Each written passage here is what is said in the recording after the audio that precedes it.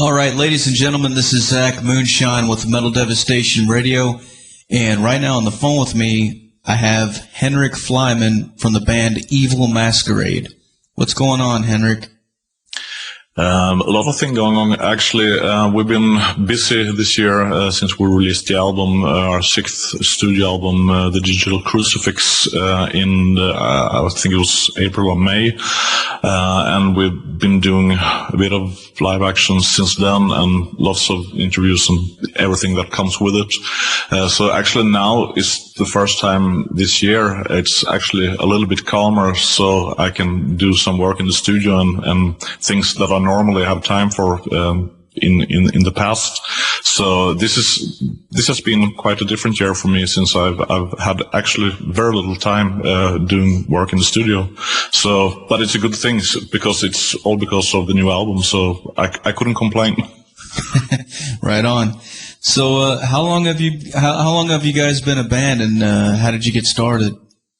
Actually, we celebrate 10 years this year from the debut album. The band obviously started a little bit before, since we had to write and record the album. So the band was started 2003, and the debut album came 2004, making it 10 years this year. And that today, this album is the sixth album, as I told you. So yeah, it's been a little bit up and down. We started with quite a different lineup, only me and actually the drummer being the same as now. So, and we started out more like more theatrical, neoclassic style. It was very, very busy back then. And then we settled down after a while. I don't know. We switched singer to Apollo 2006, which has been the singer that has been with us for the longest time. And when he entered the band, we also started to find more of the style, a little bit more mixed with the classic bands like Dio, Rainbow, Sabbath, and all that, and with our own little twist to it. But I think from when he joined the band in 2006, we start to recognize the sound from today. And then we have just developed it along the way. And I think from the last couple of albums, I think it feels like we have settled on something that we will probably continue with for a while. Very cool. Now, the band name itself, Evil Masquerade, how did you guys come up with that, and is there a story behind it? The story actually starts with my previous band before Evil Masquerade, because I was in a couple of bands that had the strangest names which no one could ever pronounce. So I thought, okay, let's make it a little bit easier for people with this band. So just what I wanted with the band, I wanted something that people could pronounce, and also when they saw the name, that they got a little bit of an idea what to expect musically. So because when you see Evil Masquerade, no one thinks country and western. They think metal somehow. And the Masquerade part, in the beginning, we were a little bit more experimental theatrical touch to it. So the Masquerade part, I guess, was a little bit more accurate back then, maybe, but hey, every band develops, so I think maybe it was more suitable back then, but on the other hand, it's grown into be synonymous with who we are, so it works, and I think no one has to wonder what kind of music we play with Evil Masquerade, so I think that's the story behind the band. Is no really deep thing with it, more than we needed a name, and it fits rather well. Nice. Now, the new album, Digital Crucifix, by the way, the song that you guys put on YouTube, The Nature is Calling, that's pretty fucking badass. The artwork on that album, what can you tell me about that? How did you guys come up with that? It's collaboration with the artist, also living in Denmark, as most of us are. in the band, and basically I just presented the idea with the theme of the album. It's not really a theme album, a concept album as such, but there were some few elements about the modern world and the computers and smartphones and everything that people are almost religious about these days. So we had a little discussion with him and gave him quite free hands to come up with something, because we're the musicians and he's the artist. So hopefully he would be better coming up with the idea when he had the musical aspects explained. And I think he really did an amazing job with it, because from the 6 albums we have done, this is for sure the best one. So we will probably stick with him for a while longer if he's interested in doing it. And it seems like that. So it feels like we added a new member to the family. So that's really good. Right on, man. As far as influences, what would you say influences the band? It's a little bit hard to answer, but the most obvious inspirations, of course, would be like the classic, like Dio, Maiden, Sabbath, Rainbow, all those. But me personally, since I'm the songwriter, I have such a long list of inspirations, also going back to the classical composers, but also like I'm Swedish now, living in Denmark, so of course Benny Andersson from ABBA and all these great pop composers as well. And I'm listening to Turkish pop. I'm listening to lots of folk music. I listen to basically everything that has a good melody. So it's a little bit hard to say where all the inspirations come from, but the way we packaged it in Evil Masquerade, I guess if you take all these inspirations and make it like a classic hard rock package of it, it would be something like we are. But then also the other musicians, like the drummer, he comes from maybe a more brutal metal in the past, at least. Also listening to all other kinds of music, but he comes with slightly other inspirations than I do, and also for the other guys. So it's a little bit hard to say really where it all comes from, but the package is just take all whatever it is and make classic hard rock of it, and then you have Evil Masquerade. Right on.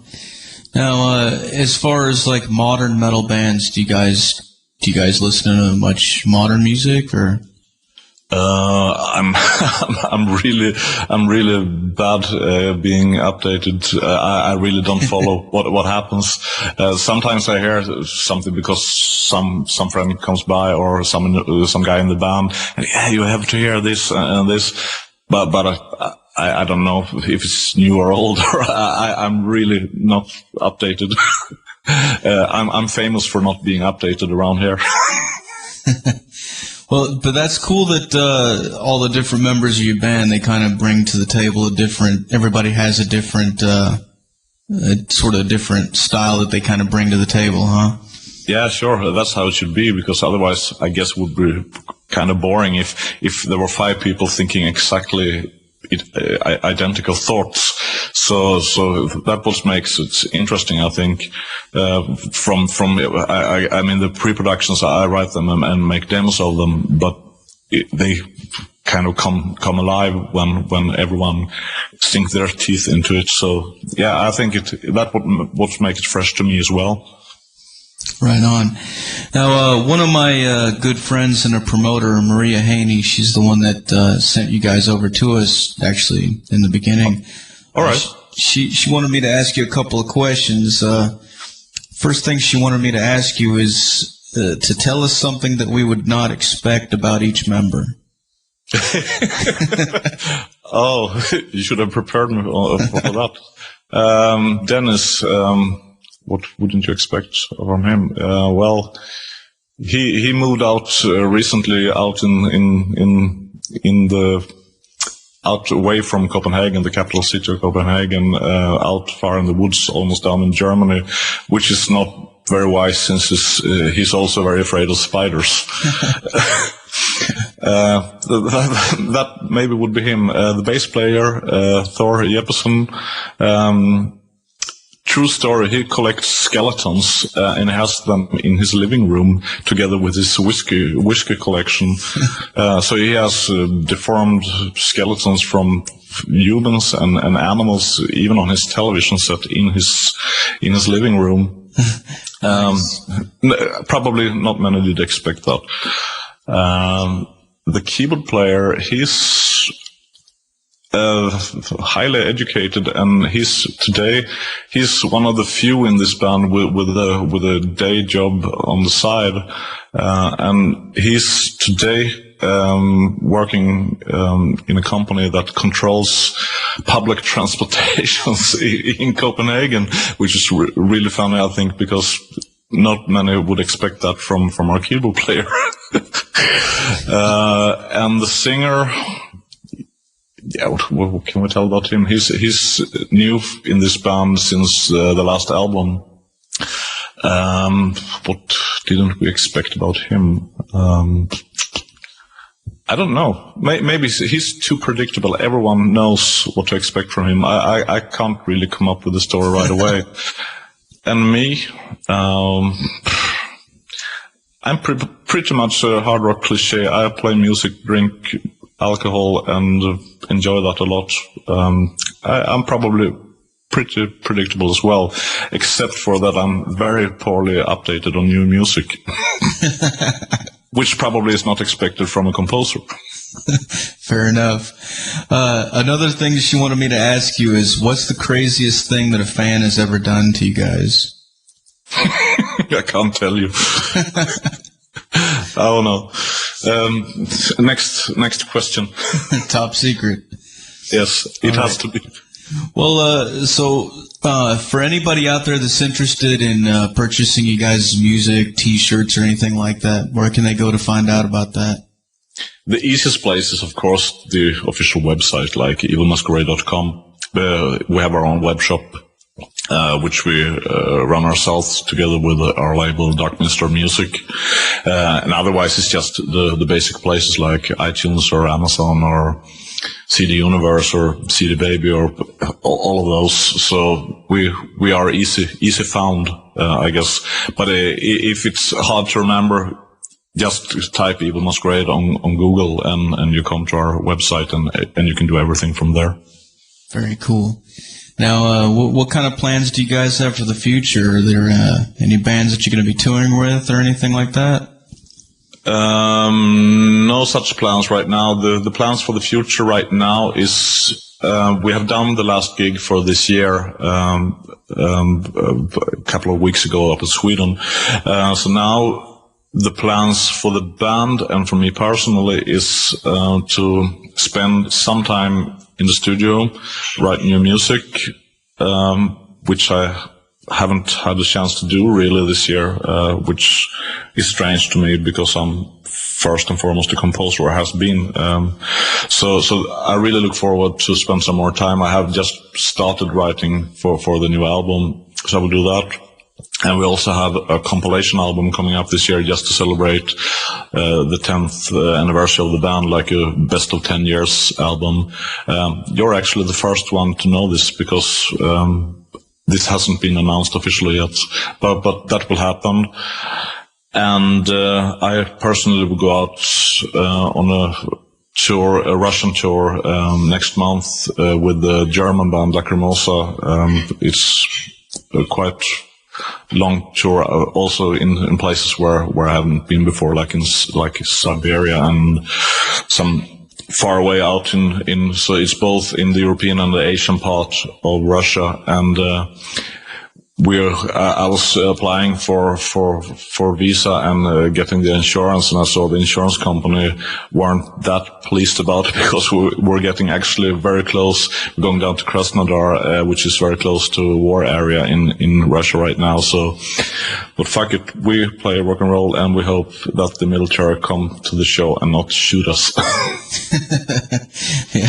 Hell yeah, man, no doubt. So that is the plans for this year. And next year, if songwriting goes as it should, which it normally does, I hope and aim for our 7th album next year, and we will do lots more touring next year. And we also have some other interesting surprises about the band that will also be announced soon, but that has to wait a little bit.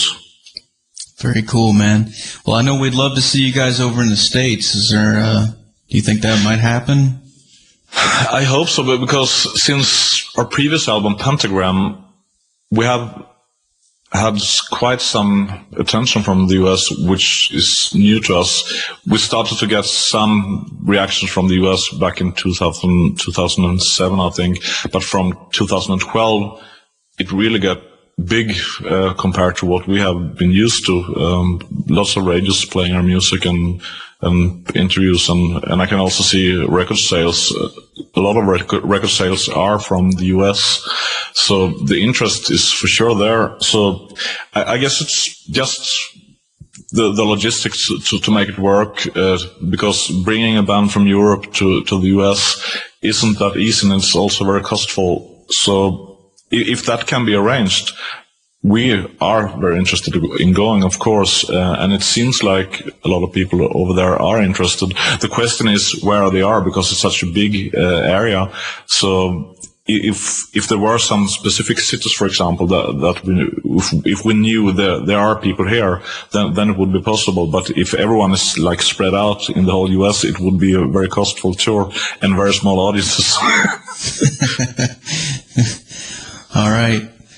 Well, I guess I'm about out of questions for you, Henrik. Is there anything else that you want to add to let the people out there know? Basically, if the band is new for you, so go check out the new album, The Digital Crucifix, and as we were discussing earlier, if you're into bands like, say, Dio, Sabbath, Maiden, and all these classics, and with a little different touch to it, twist to it, then maybe you would like this band. So check it out if you haven't, and if you have checked it out and you like it, tell a friend. That will make it even faster for us to come over to the US and play. Hell yeah, man. Well, we'll definitely try to help as much as we can. We'll promote the shit out of it here on the station. Cool. I really appreciate it, man. Hey, no problem. Before I let you go, I got to get you to make the station tag. Cool? Yeah, of course.